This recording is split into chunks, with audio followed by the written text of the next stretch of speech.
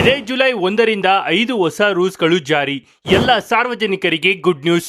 July 31ರ ಒಳಗಾಗಿ ಈ ಕೆಲಸವನ್ನ ಕಡ್ಡಾಯವಾಗಿ ಎಲ್ಲ ಸಾರ್ವಜನಿಕರು ಮಾಡಲೇಬೇಕು. ಹಾಗಾದ್ರೆ ಏನಿದು ಮಾಹಿತಿ ಎಲ್ಲ ಸಂಪೂರ್ಣವಾಗಿ ನೋಡೋಣ. ಅದಕ್ಕೂ ಮುನ್ನ ನೀವು ಕೂಡ ನಮ್ಮ ರೈತ ಮಿತ್ರರಿಗೆ ಸಪೋರ್ಟ್ ಮಾಡೋದಾಗಿದ್ರೆ ತಪ್ಪದೆ ಈ ವಿಡಿಯೋವನ್ನ ಲೈಕ್ ಮಾಡಿ, ಹಾಗೆ ನಿಮ್ದು ಯಾವ ಜಿಲ್ಲೆ ಅಂತ ನಮಗೆ ಕಮೆಂಟ್ ಮೂಲಕ ತಿಳಿಸಿ. ಇದೇ ಜುಲೈ 1ರಿಂದ ಇಡೀ ಕರ್ನಾಟಕದಾದ್ಯಂತ 5 ಹೊಸ ರೂಲ್ಸ್ ಜಾರಿ. ಎಲ್ಲ ಸಾರ್ವಜನಿಕರಿಗೆ ಬಂಪರ್ ಘೋಷಣೆ.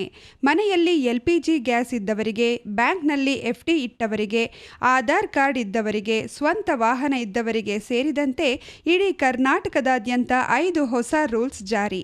ಇದೇ ಜುಲೈ 1ರಿಂದ ಜಾರಿಗೆ ಬರುತ್ತಿದ್ದು ಎಲ್ಲ ಸಾರ್ವಜನಿಕರಿಗೆ ಗುಡ್ ನ್ಯೂಸ್. ಕೇಂದ್ರ ಸರ್ಕಾರ ಮತ್ತು ರಾಜ್ಯ ಸರ್ಕಾರವು ಸಾರ್ವಜನಿಕರ ಜೀವನವನ್ನು ಸುಗಮಗೊಳಿಸುವ ನಿಟ್ಟಿನಿಂದ ಹಾಗೂ ಸುರಕ್ಷತೆಯನ್ನು ನೀಡುವ ಉದ್ದೇಶದಿಂದ ಅನೇಕ ರೀತಿಯ ಹೊಸ ನಿಯಮಗಳು ಹಾಗೂ ಕಾಯ್ದೆ ಕರಾರುಗಳು ಇಡೀ ಕರ್ನಾಟಕದಾದ್ಯಂತ ಮತ್ತು ದೇಶದಾದ್ಯಂತ ಜಾರಿಗೆ ಬರುತ್ತಿವೆ.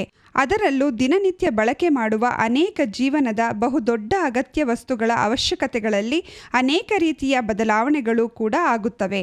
ಪ್ರತಿ ತಿಂಗಳು ಕೂಡ ಅನೇಕ ಬದಲಾವಣೆಗಳು ಆಗುತ್ತಿರುತ್ತವೆ. ಅದಕ್ಕೆ ತಕ್ಕಂತೆ ಸಾರ್ವಜನಿಕರು ಕೂಡ ತಮ್ಮ ಜೀವನ ಶೈಲಿ ಹಾಗೂ ನಿಯಮಗಳಿಗೆ ಒಳಪಟ್ಟು ಸರ್ಕಾರವು ಹಾಗೂ ವಿವಿಧ ಸೇವಾ ಸಂಸ್ಥೆಗಳು ಕೂಡ ಜಾರಿಗೆ ತರುತ್ತಿರುವ ಅನೇಕ ಬದಲಾವಣೆಗಳಿಗೆ ಅನ್ವಯಿಸುವುದು ಅನಿವಾರ್ಯವೂ ಕೂಡ ಹೌದು. ಬನ್ನಿ, ಹಾಗಿದ್ರೆ ಯಾವ 5 ಹೊಸ ರೂಲ್ಸ್ ಇದೇ ಜುಲೈ 1ರಿಂದ ಜಾರಿಗೆ ಬರ್ತಿವೆ ಎನ್ನುವ ಬಗ್ಗೆ ಕಂಪ್ಲೀಟ್ ಆಗಿ ತಿಳಿದುಕೊಳ್ಳಲು ವಿಡಿಯೋವನ್ನು ಕೊನೆವರೆಗೂ ನೋಡಿ. ಈ ವಿಡಿಯೋಗೆ ಈಗಲೇ ಒಂದು ಲೈಕ್ ಮಾಡಿ. ಮೊದಲನೆಯದಾಗಿ ಆಧಾರ್ ಕಾರ್ಡ್ದಾರರಿಗೆ ಭರ್ಜರಿ ಸಿಹಿ ಸುದ್ದಿ. ನಿಮ್ಮ ಆಧಾರ್ ಕಾರ್ಡ್ಗೆ ಇಮೇಲ್ ID ಲಿಂಕ್ ಮಾಡಬೇಕೇ?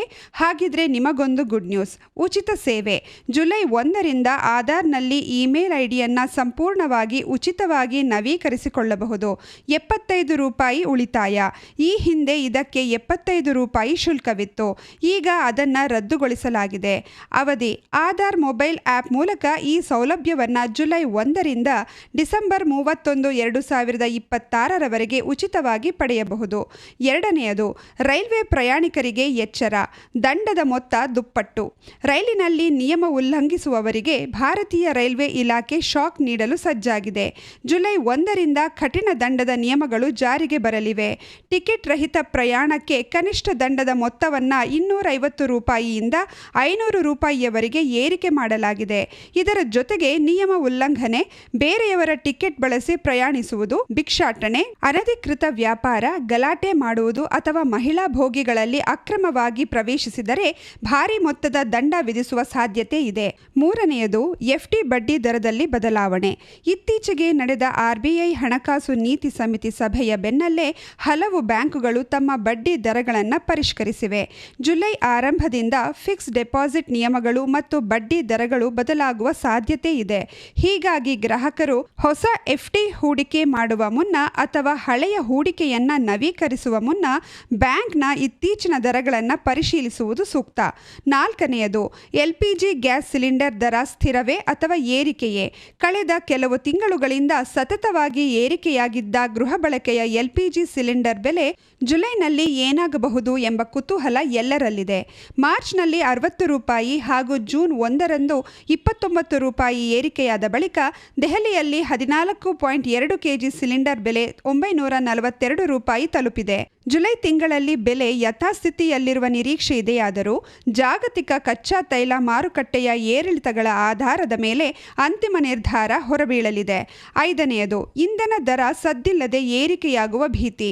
ಅಮೆರಿಕ ಮತ್ತು ಇರಾನ್ ನಡುವಿನ ಜಾಗತಿಕ ಸಂಘರ್ಷದಿಂದಾಗಿ ಅಂತಾರಾಷ್ಟ್ರೀಯ ಮಾರುಕಟ್ಟೆಯಲ್ಲಿ ಕಚ್ಚಾ ತೈಲ ಬೆಲೆ ಗಗನಕ್ಕೇರುತ್ತಿದೆ. ಇದರ ನೇರ ಪ್ರಭಾವ ಭಾರತದ ಮೇಲೂ ಆಗಿತ್ತು. ಮೇ ತಿಂಗಳಲ್ಲಿ ಪೆಟ್ರೋಲ್ ದರವನ್ನು 4 ಬಾರಿ ಹೆಚ್ಚಿಸಲಾಗಿತ್ತು. ಅಂತಾರಾಷ್ಟ್ರೀಯ ಮಾರುಕಟ್ಟೆಯ ಪರಿಸ್ಥಿತಿಯನ್ನು ಗಮನಿಸಿದರೆ ಜುಲೈ ತಿಂಗಳಲ್ಲೂ ಪೆಟ್ರೋಲ್ ಮತ್ತು ಡೀಸೆಲ್ ದರಗಳಲ್ಲಿ ಮತ್ತಷ್ಟು ಏರಿಕೆಗಳನ್ನು ನಿರೀಕ್ಷಿಸಬಹುದಾಗಿದೆ.